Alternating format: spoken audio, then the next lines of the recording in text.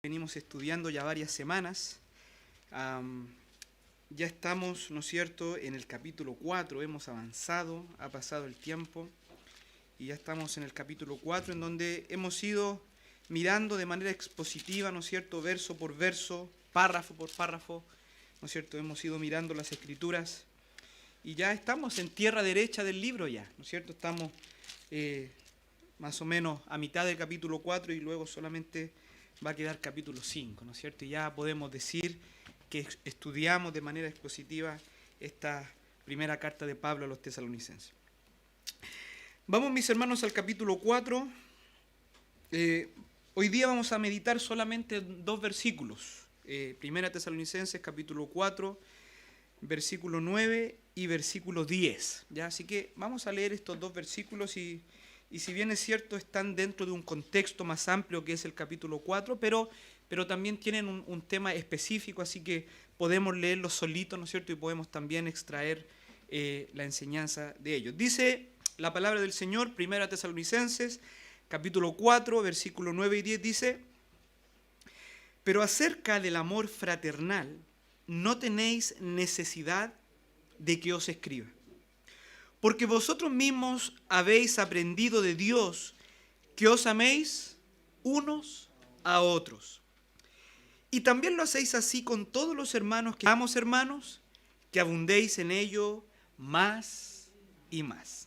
Hagamos un tiempo de oración. Dios eterno, Dios santo, Dios todopoderoso, te alabamos, Señor, en esta tarde.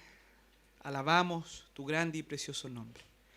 Gracias, Señor, porque sin merecerlo, porque no siendo aptos nosotros para este gran honor, para este privilegio de alabarte, Señor, y de ser el objeto de tu amor, Dios mío, hoy día tú nos tienes aquí.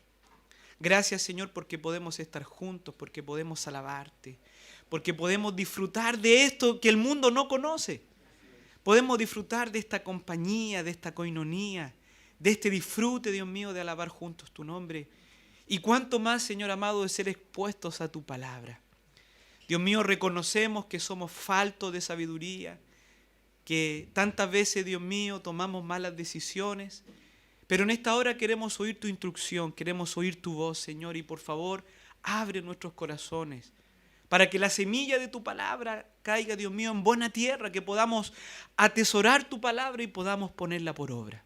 Dios mío, bendice tu palabra en nuestras vidas, en nuestros corazones. Gracias, Señor, guíanos en este tiempo. Te lo pedimos en el nombre de Cristo, nuestro Señor. Amén. Amén, mis hermanos. Bien, entonces vamos a meditar hoy día en estos dos versículos, ¿no es cierto? Versos 9 y 10. Bueno, y como hemos visto en los estudios anteriores, el apóstol Pablo, desde el capítulo 4, ¿no es cierto?, como nos ha enseñado nuestro pastor en los estudios anteriores, realiza un quiebre, ¿no es cierto?, un poquito en lo que venía diciendo. Desde el capítulo 4 podemos tener una doctrina más aplicativa, ¿no es cierto? La Reina Valera lo titula La vida que agrada a Dios, ¿ya? La vida que agrada a Dios.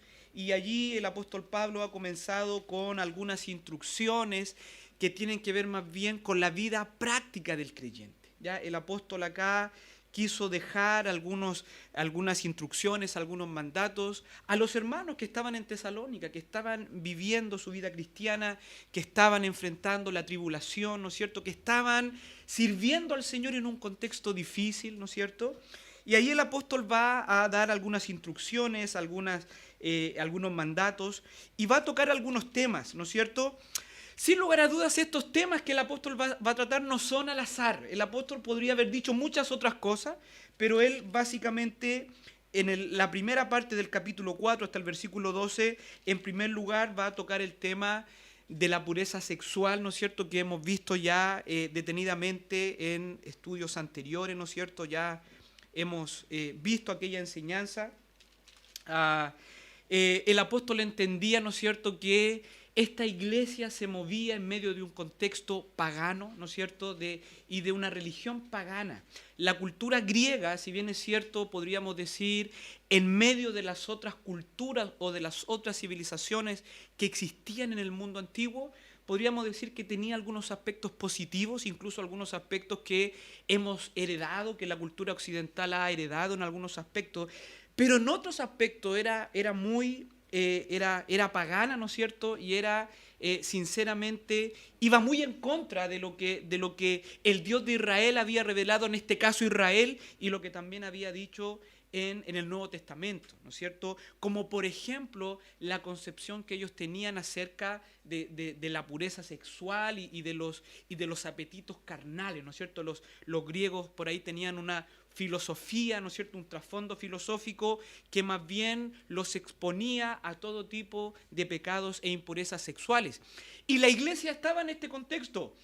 La gran mayoría de los creyentes en Tesalónica eran creyentes griegos, si bien es cierto, habían algunos judíos, pero era una iglesia mayormente gentil, una iglesia mayormente griega, en donde la mayoría de los miembros venían, ¿no es cierto?, de esa cultura, venían del paganismo, y por qué no decirlo, muchos de ellos practicantes de la inmoralidad en la sociedad pagana. Entonces, el apóstol, ¿no es cierto?, por esta razón y quizás otras razones, pero sin lugar a duda por esta razón, va a escribir acerca de la pureza sexual en el contexto de la fe cristiana, ¿no es cierto? Cómo el Señor ahora en esta nueva vida nos manda a la iglesia del Señor a la santificación, ¿no es cierto? A la santificación, y eso involucra, ¿no es cierto?, la pureza de la mente, la pureza del corazón y evidentemente la pureza del cuerpo, ¿no es cierto? Que así como antes presentaban sus miembros para el pecado y para la inmoralidad, ahora deben presentar sus miembros, su cuerpo, su culto racional, como dice Romanos, ahora para el Señor, para la santificación, ¿no es cierto? Que nadie agraviara en nada a su hermano en este ámbito, ¿no es cierto?, sino que todos pudiesen tener muy en mente el mandamiento del Señor en cuanto a esto. Y ahora, ¿no es cierto?, pasa el apóstol al tema que nos compete el día de hoy. En nuestro texto, el apóstol va a escribir a los hermanos acerca, ¿no es cierto?, del amor fraternal. ¿Ya? Ese es como el título de los dos versos que acabamos de leer, ¿no es cierto?, del amor fraternal en el contexto de la iglesia del Señor. El apóstol está escribiendo a una iglesia, a un grupo de creyentes, y va a decir algunas cosas acerca del amor fraternal, ¿no es cierto?, la importancia del amor entre los creyentes, ¿no es cierto? Pero es interesante porque en el verso 9 dice que en realidad no tiene necesidad de escribirle acerca de esto, ¿ya? No tiene necesidad el apóstol de explayarse como por ejemplo lo acaba de hacer con el tema de la pureza sexual. Ahí el apóstol se explaya un poco, pero cuando piensa en el amor fraternal y en la experiencia de lo que él conoce de los tesalonicenses, cuando estuvo Pablo en Tesalónica y de los reportes que él ha recibido por parte de Timoteo, él va a llegar a la conclusión y va a decir, bueno, de lo que sé de ustedes, de lo que yo viví con ustedes y de lo que me cuenta Timoteo de ustedes, la verdad es que no tengo tanto que decir acerca de este tema, no tengo tanto que profundizar, no tengo tanto que explayarme, ¿no es cierto? Dice, pero acerca del amor fraternal no tenéis necesidad que os escriba, ¿ya? ¿Y por qué, mis hermanos? Bueno, básicamente porque esta era una lección aprendida por parte de la iglesia de Tesalónica, ¿ya? Por lo tanto, el apóstol dice, no tengo mucho que decir en cuanto a esto. No obstante, esta mención que el apóstol hace, ¿no es cierto?, breve, que es capítulo 9, versículo 9 y verso 10, podemos, incluso de esta no mención, podemos sacar algunas lecciones importantes hoy día para nosotros y para nuestra comprensión y aplicación del amor fraternal, del amor entre hermanos en el contexto de la iglesia de Cristo, de la iglesia local. Bien, vamos a nuestro texto entonces. Verso 9 dice, pero acerca del amor fraternal no tenéis necesidad de que os escriba. Pablo dice, ¿no es cierto?, esta es una enseñanza que ustedes han aprendido, que ustedes están viviendo, que están experimentando. No tengo necesidad de recordar o dar mayor instrucción en cuanto a este tema.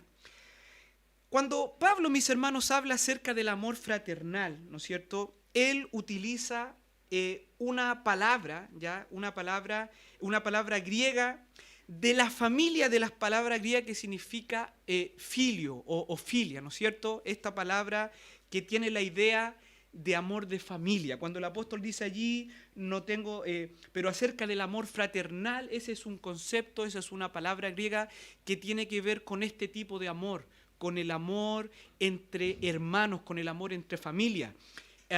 Digamos, literalmente con el amor que tienen dos personas que han nacido en el mismo vientre. ¿Ya? Es la palabra que los griegos utilizaban para el amor entre hermanos o para el amor familiar. Y esa es la palabra que el apóstol Pablo utiliza en esta primera frase, ¿no es cierto? Y mis hermanos, en el Nuevo Testamento existen 5 referencias a este tipo de amor, a este amor filio, ¿no es cierto? Y bueno, no voy a leer todos estos versos, pero podríamos decir que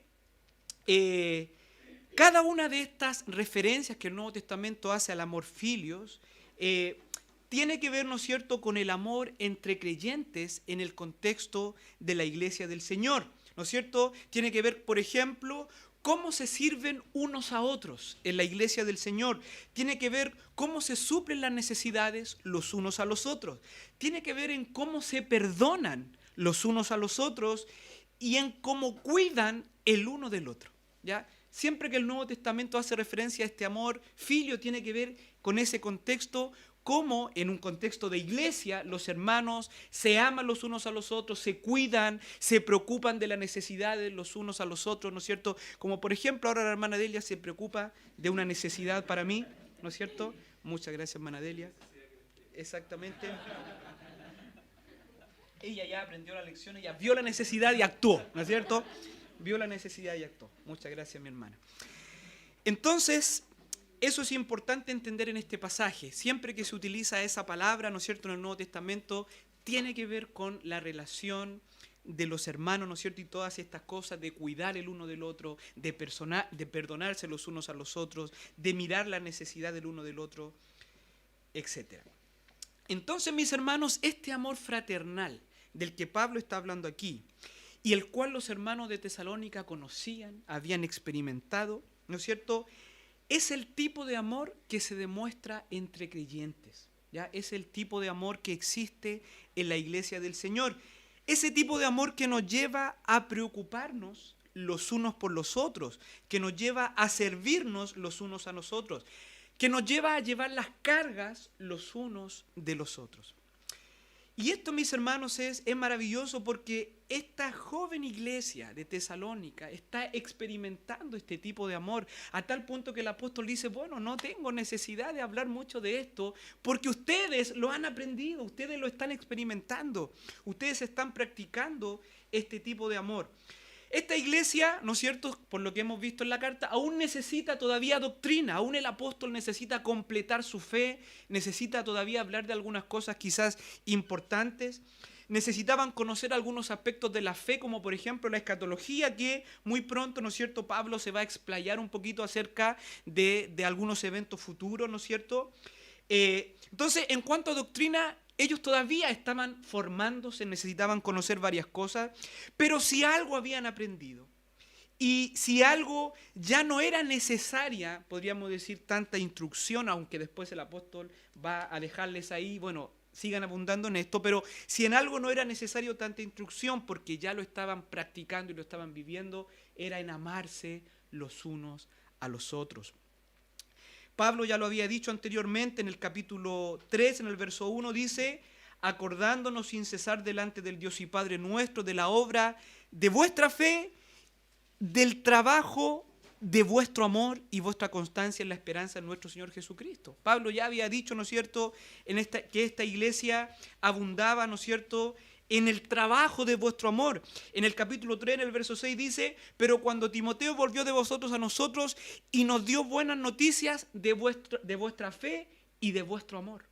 Esta era una iglesia que se destacaba en esto, se caracterizaba por el amor filios, por el amor entre creyentes. Se caracterizaba porque los hermanos cuidaban los unos de los otros. Por tanto, mis hermanos, esta joven iglesia de Tesalónica era una iglesia ejemplar en cuanto a este tema.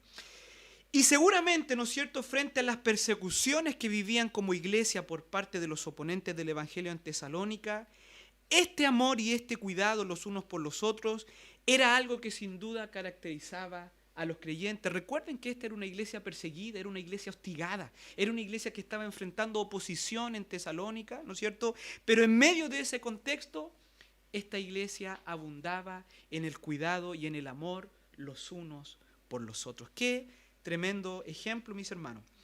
La segunda parte del verso 9 dice: porque vosotros mismos habéis aprendido de Dios que os améis unos a otros.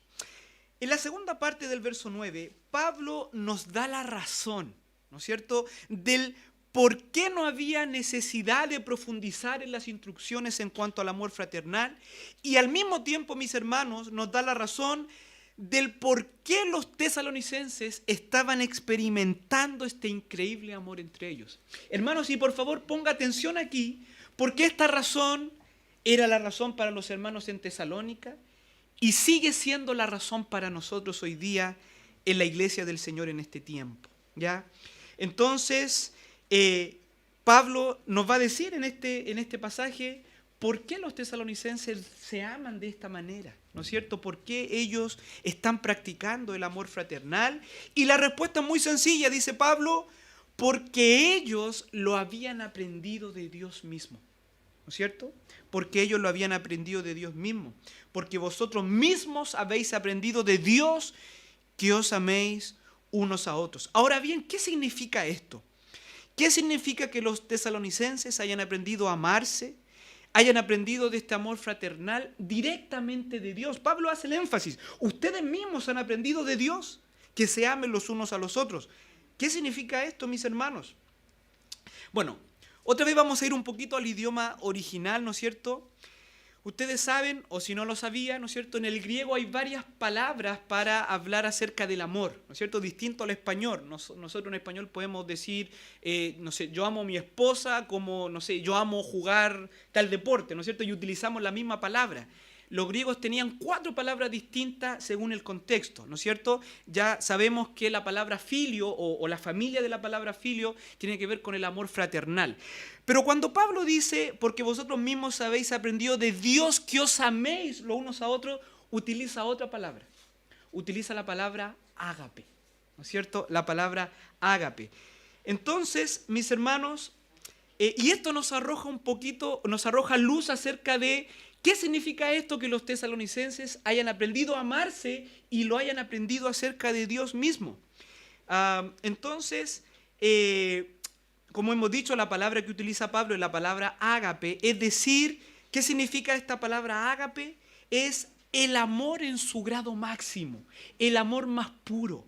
Esta palabra se utiliza para el amor de Dios, el amor incondicional, ¿ya? El amor, ¿no es cierto?, el amor perfecto, llamémosle así, o el amor más puro, el amor en su grado máximo. Esa era la palabra que los griegos utilizaban para referirse a ese tipo de amor, ¿no es cierto?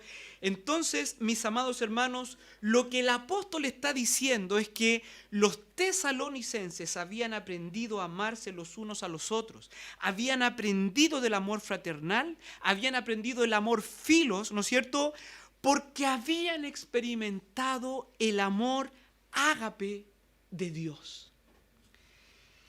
Y habían entendido y habían experimentado el amor incondicional de Dios.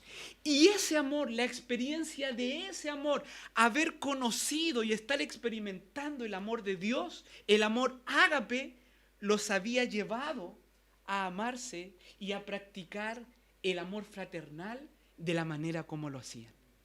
Eso es lo que está diciendo el apóstol Pablo. Eso es lo que significa que ellos habían aprendido a amarse, lo habían aprendido de Dios mismo, porque habían recibido de tal manera ese amor de Dios, que ese amor que había sido derramado en sus corazones, eso, ¿no es cierto?, ellos también lo llevaban a cabo en el contexto de la iglesia local.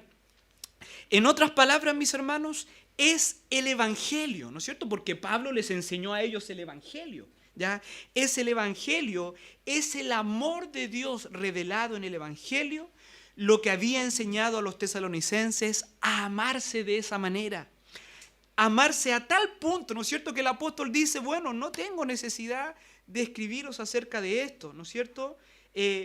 Porque este amor rebosa, este amor es evidente en la iglesia. Si le preguntáramos, mis hermanos, a un hermano de Tesalónica, ¿no es cierto? Y si le dijéramos, hermano, pero ¿por qué tú amas de esa manera? ¿Por qué amas con tal intensidad? ¿Por qué sirves a tus hermanos de la manera que lo hace, sacrificando de lo tuyo propio? ¿Por qué oras por tus hermanos con esa intensidad? ¿Por qué te identificas con el dolor de tus hermanos y oras por ellos y les sirves y estás dispuesto a ayudar, estás dispuesto a servir? ¿Por qué lo haces? ¿No es cierto? En base a lo que hemos visto, ¿qué respondería un hermano promedio en la iglesia en Tesalónica? Bueno, él diría sencillamente, ¿no es cierto? Porque ese es el tipo de amor que he recibido de Dios. Dios me ha amado así, de esa manera. Dios envió a su Hijo para que se entregara por mí. Dios ha derramado su amor en mí sin yo merecerlo. Su gracia me ha alcanzado. Entonces el hermano diría, ¿cómo yo no voy a amar a mis hermanos de esa manera si Dios me ha amado así? ¿No es cierto? Eso nos lleva un poquito a recordar esta parábola del siervo que no quiso perdonar, ¿no es cierto? La enseñanza de esa parábola es, debemos perdonarnos los unos a los otros porque Dios nos ha perdonado. En este caso debemos amarnos los unos a los otros y debemos amarnos con la intensidad, ¿no es cierto?, que se describe y que lo hacía esta iglesia, porque Dios nos ha amado primeramente a nosotros. Y debemos de perdonar sus ofensas a nuestros hermanos porque Dios ha perdonado nuestras ofensas. Y debemos de servir a los hermanos porque Dios, enviando a su Hijo Jesucristo, se humilló y se transformó en un siervo para con nosotros. Entonces, ese es, mis hermanos, lo que se estaba dando en la iglesia en Tesalónica. Los hermanos habían recibido la palabra de Dios de tal manera, habían recibido el evangelio de tal manera, habían recibido el amor de Dios de tal manera que no podían detener lo que Dios había hecho en su vida, no podían parar la obra de Dios en ellos de tal manera que ese amor que ellos habían recibido sobreabundaba para la iglesia. Y ese, mis hermanos, es el tipo de amor que Dios desea, ¿no es cierto? Que también prevalezca en esta iglesia local, ¿no es cierto? Habiendo recibido el amor de Dios, habiendo sido servidos por Dios, habiendo recibido la gracia gratuita de Dios, ahora también nosotros podamos dar de gracia a nuestros hermanos lo que por gracia hemos recibido. ¿Ha recibido usted, mi hermano, mi hermana, el amor de Dios? Bueno, ame a su hermano, ame a su hermana. Aún aquellos difíciles de amar. Aún aquellos que no hacen tanto mérito para que los amemos. ¿No es cierto? Y hay algunos aquí. No, mis hermanos, eso no ocurre en esta iglesia. Eso no ocurre. Aquí son todos facilitos de amar. Facilitos. Mis amados hermanos, cuando entendemos la vida cristiana y las relaciones entre hermanos bajo ese contexto, bajo el contexto del amor de Dios, amados hermanos, esto no es un club social. Aquí debe primar el amor de Dios, y cuando entendemos las relaciones entre creyentes bajo este contexto, cuando aplicamos el evangelio a nuestras relaciones con los hermanos, entonces el amor fluirá como río en la iglesia de Cristo. Cuando entendemos el amor de esa manera. Cuando usted entiende más y más el evangelio, cuando usted entiende más y más acerca del amor de Dios manifestado en Cristo y su cruz, ¿no es cierto?, y su muerte y su humillación y el perdón de los pecados y la reconciliación, ¿no es cierto?, y la gracia incondicional, inmerecida que hemos recibido y todas las bendiciones que se han derramado sobre usted de parte de Dios, sin merecerlo, sin mérito alguno, es entonces cuando usted podrá amar bíblicamente a sus hermanos. E insisto, y especialmente a aquellos difíciles de amar. Especialmente a ellos. Porque la gracia de Dios, ¿qué nos enseña? La gracia de Dios nos enseña que nosotros no merecíamos nada. Que lo único que nosotros aportamos, ¿no es cierto?, a nuestra salvación es nuestro pecado, absolutamente nada más. Por lo tanto, si Dios me amó así, de esa manera, si Dios me buscó, me amó, me trajo, me limpió, me santificó, me salvó, cuando yo era un pecador perdido, cuando yo era su enemigo. Y ahora que yo soy parte del reino de Dios, ¿cómo yo ahora no voy a dar de gracia lo que por gracia yo también he recibido? Si Dios me soporta a mí, si Dios me perdona mis pecados una y otra vez, ¿cómo yo no voy a perdonar a mi hermano, a mi hermana una y otra vez? Todo parte, mis hermanos, y todo tiene que ver con un entendimiento correcto acerca del Evangelio. Mis amados hermanos, ese amor, ¿no es cierto? Ese amor que usted experimentará, ¿no es cierto? Ese amor cuando entendemos o cuando estamos en ese proceso de comprender el amor de Dios. Ese amor no lo vamos a poder contener porque es incontenible. Ese amor va a fluir de manera natural. Ese amor va a ser evidente. No vamos a amar bíblicamente a los hermanos si primeramente no comprendemos y no experimentamos el amor de Dios. Vuelvo a repetir, no vamos a amar bíblicamente a nuestros hermanos si primeramente no experimentamos el amor de Dios. Quizás podemos amar a algunos, a los amigos, a los más cercanos, a los familiares. Pero ¿qué pasa? Y insisto con eso, mis hermanos, ¿qué pasa a lo mejor con ese hermano que a lo mejor no es parte de mi grupo más íntimo, o ese hermano difícil de amar, o ese hermano que en algún momento me ofendió, que pecó contra mí? Bueno, mientras yo no experimente el amor de Dios en mi vida, yo no voy a poder amar a ese tipo de hermanos. El hombre natural se mueve, o ese tipo de amor, ¿no es cierto?, se mueve bajo esa ley, ¿no es cierto? Yo amo porque me aman, pero no así nosotros. Nosotros hemos recibido el amor de Dios de manera inmerecida y eso también debemos dar a nuestros hermanos. Mis amados hermanos, o digámoslo en positivo, la única manera de amar bíblicamente a los hermanos, esto es a todos los hermanos, ¿no es cierto?, incluyendo a quienes pudieron habernos agraviado, por ejemplo, o lisa y llanamente a aquellos que pudiesen haber pecado contra nosotros, es cuando yo primeramente he experimentado el amor de Dios en mi vida. Cuando yo haya experimentado el amor ágape, entonces podré abundar en el amor filos, ¿no es cierto?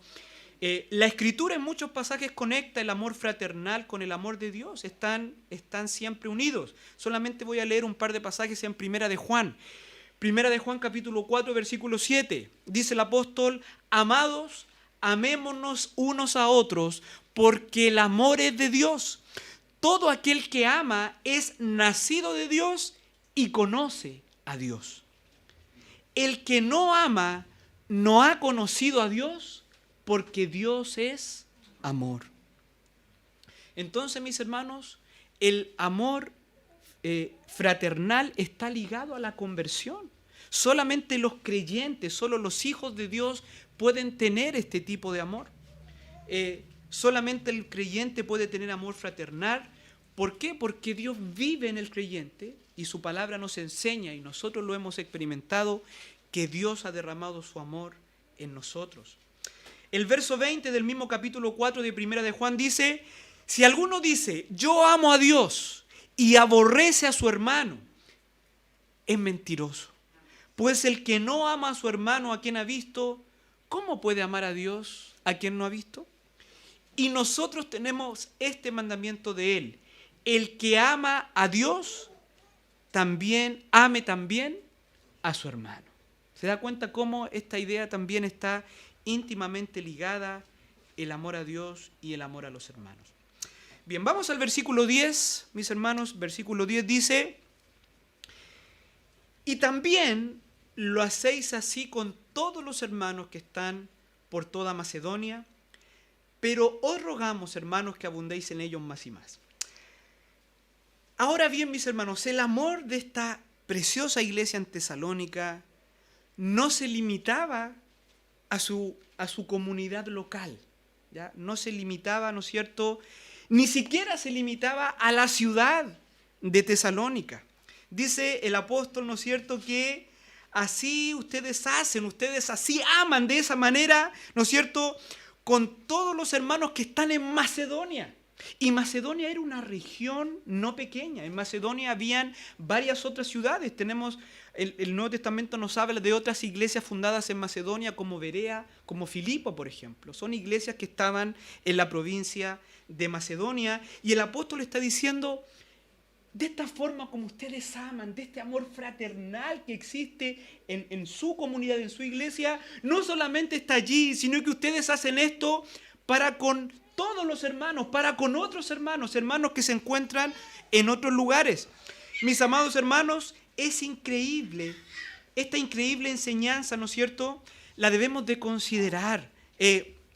Hoy día, mis hermanos, en muchos lugares y muchas iglesias, y Dios nos libre de lo que voy a decir a continuación, hay iglesias que son orgullosas de sí mismas.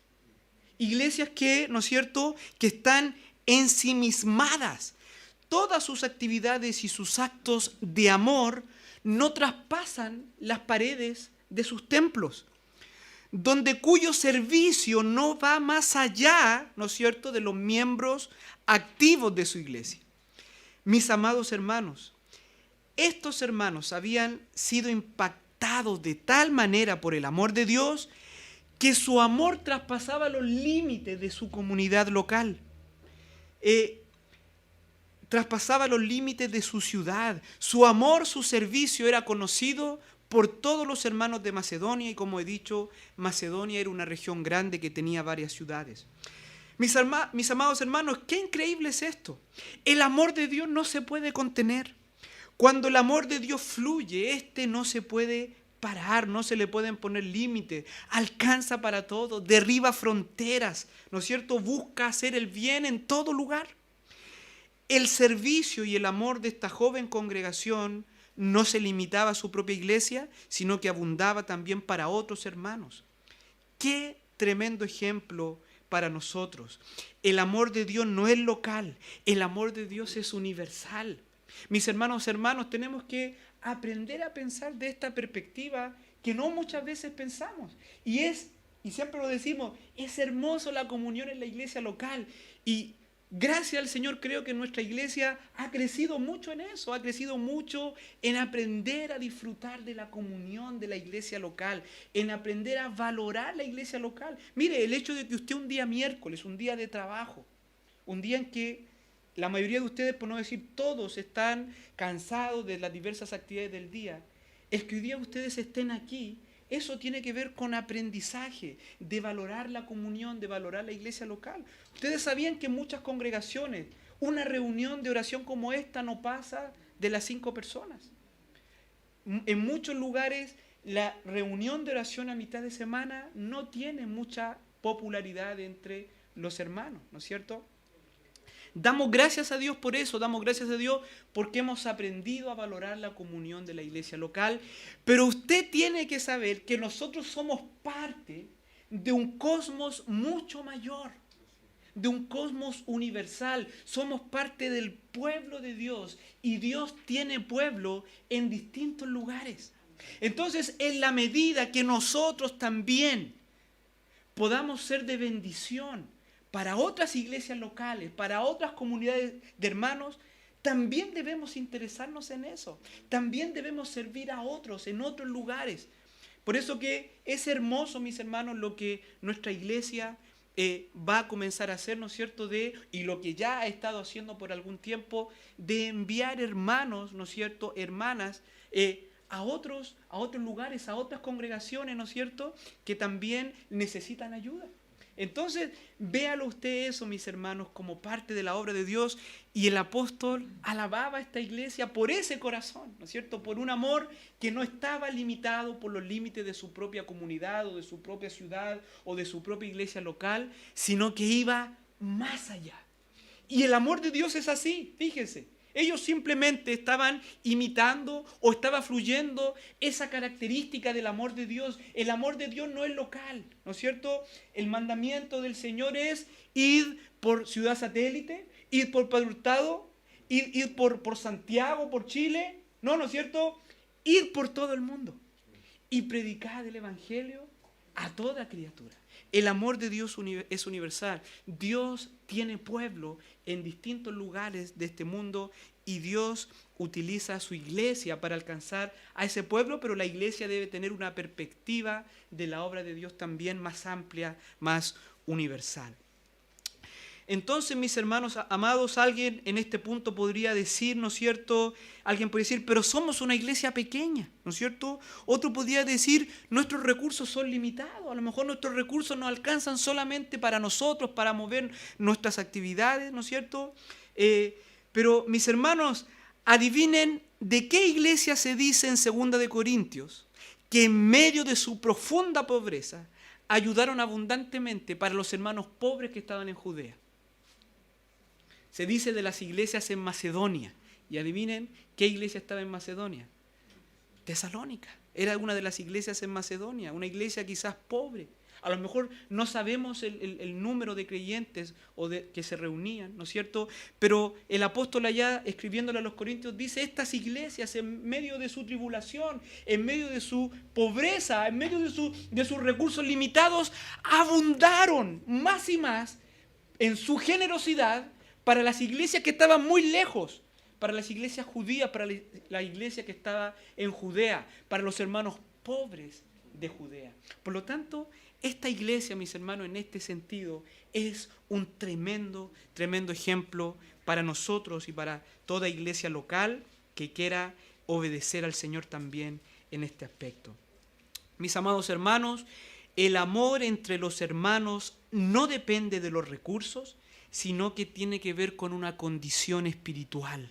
Cuando el corazón rebosa del amor de Dios, entonces, de alguna u otra manera, ese amor va a fluir en el cuidado, en el amor y en el servicio los unos por los otros. Por último, mis hermanos, aunque Pablo dice claramente que el amor fraternal es una práctica, ¿no es cierto?, una práctica constante entre la iglesia en Tesalónica. No obstante, ¿no es cierto?, al final del verso 10, él va a decir, bueno, pero, ¿no es cierto?, rogamos, hermanos, que abundéis en ellos más y más. El amor fraternal es una fuente inagotable. ¿No es cierto? Siempre, siempre, siempre hay algo que hacer. Siempre hay algún hermano a quien consolar. Siempre va a haber algún hermano a quien servir. Siempre va a haber algún hermano a quien animar. Siempre va a haber alguien por quien orar. En la iglesia del Señor este trabajo es inagotable. Siempre va a haber trabajo, ¿no es cierto? Como dice el antiguo himno, ¿no es cierto? El que quiera trabajar hallará también lugar en la viña del Señor. En la iglesia del Señor no existe la cesantía, ¿no es cierto? En la iglesia del Señor siempre hay trabajo, ¿no es cierto? Siempre hay alguien a quien servir, por quien orar, a quien animar, a quien exhortar, ¿ya? Siempre podemos manifestar nuestro amor. Y el apóstol le va a decir a los hermanos, bueno, aunque ustedes lo están haciendo espectacular en esto, llamémosle así, sigan abundando en esto, sigan perseverando. Sigan, ¿no es cierto?, dando fruto, ¿no es cierto?, del amor de Dios. Entonces, mis hermanos, qué tremendo ejemplo tenemos de esta iglesia. Como conclusión podríamos decir que el amor de Dios sea derramado y abunde en cada uno de los hermanos de nuestra iglesia local. ¿Quiere usted abundar en amor fraternal para con sus hermanos? ¿Quiere usted servir a sus hermanos de manera desinteresada, de manera sincera? Bueno, lo que usted y yo necesitamos es sumergirnos en el Evangelio. Conocer más y más el amor de Dios. Porque en la medida que conocemos el amor de Dios, en la medida que nos sumergimos en el Evangelio, es que eso también va a abundar más y más en el amor fraternal a los hermanos. ¿No es cierto? Que el Señor, mis hermanos, bendiga su palabra, ¿no es cierto? Que esta enseñanza quede allí atesorada, guardada y aplicada, ¿no es cierto?, para nuestras vidas, y que el Señor nos ayude a abundar primeramente en el amor de Dios, en el amor de Cristo, y que ese amor también nos lleve a servir con amor a todos nuestros hermanos. Oremos, mis hermanos. Padre, muchas gracias. Gracias por tu preciosa palabra, Señor, porque ella siempre nos enseña, ella siempre nos anima, ella siempre nos exhorta. Padre amado, qué precioso ejemplo de esta amada iglesia, de esta iglesia, ¿no es cierto?, cuando el apóstol escribía iglesia nueva, quizás a lo mejor una iglesia no tan grande, Dios mío, pero ellos se caracterizaban y se destacaban en el amor fraternal. Qué hermoso, Señor, qué hermoso es esto. Ayúdanos a nosotros a considerar este ejemplo.